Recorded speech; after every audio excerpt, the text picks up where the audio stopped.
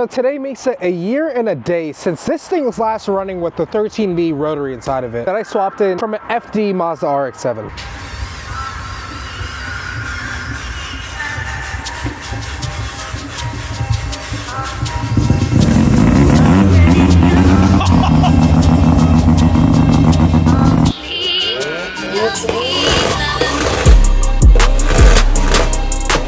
A lot of people are asking, what even happened? I never actually told anyone how this thing stopped running or blew up.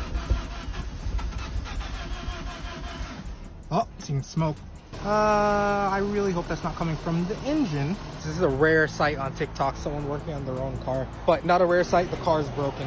So the year was 2024. We were right in the beginning of September, and I chose to take this thing out to Fuel Fest. Now, if you don't know what Fuel Fest is, it's kind of like a motorsports festival, kind of drifting, car show, roll racing, and all that. This was at New Jersey Motorsports Park. I chose to take this car because I'm like, it's kind of fast.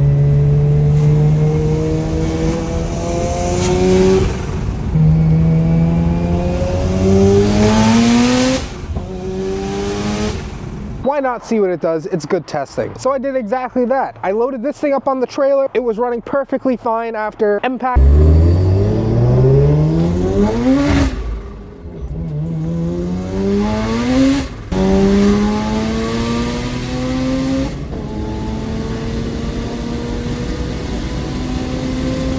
The clutch was slipping, but that's okay because everything's fixable. This is where my problem started. I went to take it off the trailer after getting to NJMP, and all of a sudden the car didn't want to start. Why? The fuel pumps never kicked on, which is very weird because I've never had that issue before. I go and I check everything. Check all the wiring's fine. Check all the triggers are fine. Check the relays are fine. I check the pumps themselves. I open up the back, they're perfectly fine. Everything else in the car is working except for the fuel pump. So I'm like, I don't know what's going on. So I go to the ECU, I go and check the wiring there. Of course, you can't really see anything if the wiring's inside of a connector. I readjust some things with the wiring, I come back, the car starts. I'm like, okay, we're good now. The next day is a roll racing event. I take this thing out, I drive it up there, it works perfectly fine. I have a full tank of Ignite Yellow ethanol inside the tank. I have like 97% ethanol content. The thing's golden. It's running up there. I go up my first pass, I floor it, and for a moment, everything inside the car turns off. Now, I'm not talking about the gauges, I'm talking about the motor itself. I lost both fuel, ignition, everything.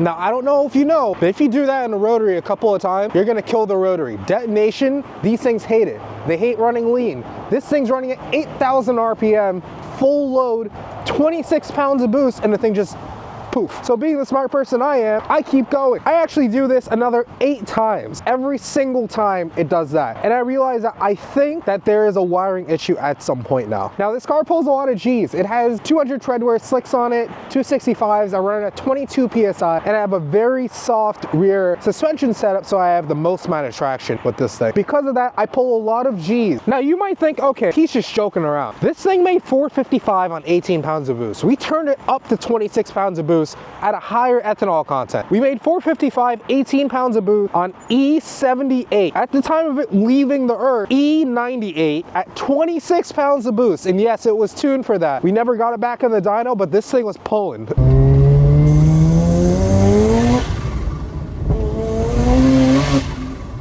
Oh my damn God. Anyway, so I started driving a little bit softer. I rolled into it instead of slamming on the pole.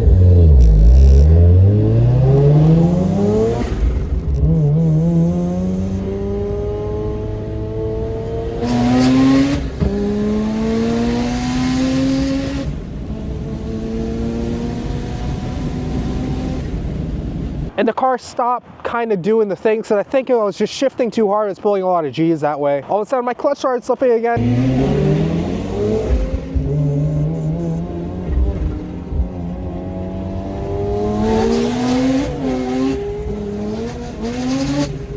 So I'm like, okay, I'm gonna let the car cool down. I'm gonna go out for one more run, and then that is it. I went out for one more run. It was against someone's 335. I think the thing had like 1,000 horsepower or whatever it is. Just based off the sounds, I knew I wasn't gonna compete with it. I literally went, I slammed it, second gear, floored it, the thing immediately, poof. Alright, so we're doing the last couple. Computer died, so going without logs on this one. Detonated. I'm like, oh, that one felt bad. Car was still running. It was still running. I came back in. I'm like, all right, that was my last run. Pulled it up, revved it for a couple people, turned it off. It never turned back on. Explain that to me. Turns out what happened there, after the car detonated the last time, I had finally flattened all the apex seal springs. Every detonation would push the apex seal into the spring, and all the springs were flattened. By the time that I finished here, it was only centrifugal force causing the apex seals to seal inside the combustion chamber. That's why I didn't notice anything afterwards, and that's also why I didn't start afterwards, because it literally did not have enough sealing power to start. So ultimately, this thing was dead. And at the time, I didn't know what the issue was, but now I know what the issue is, and now I'm able to fix it. But of course, every time this thing's gone down, it's come back even better. This thing came back making literally double what it did from the first time.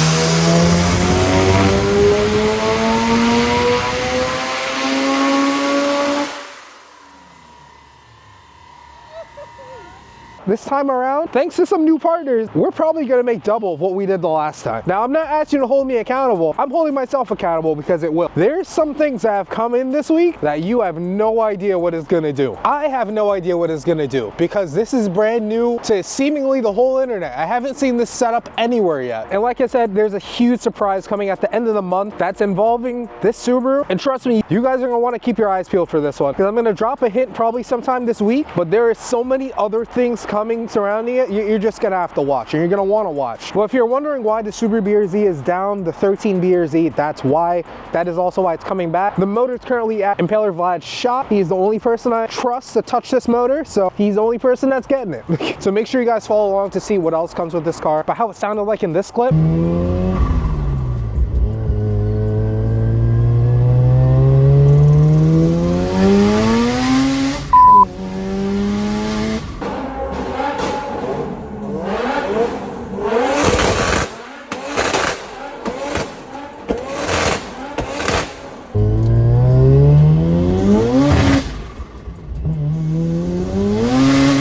Well, it's gonna be a little bit more wild. You haven't seen anything yet.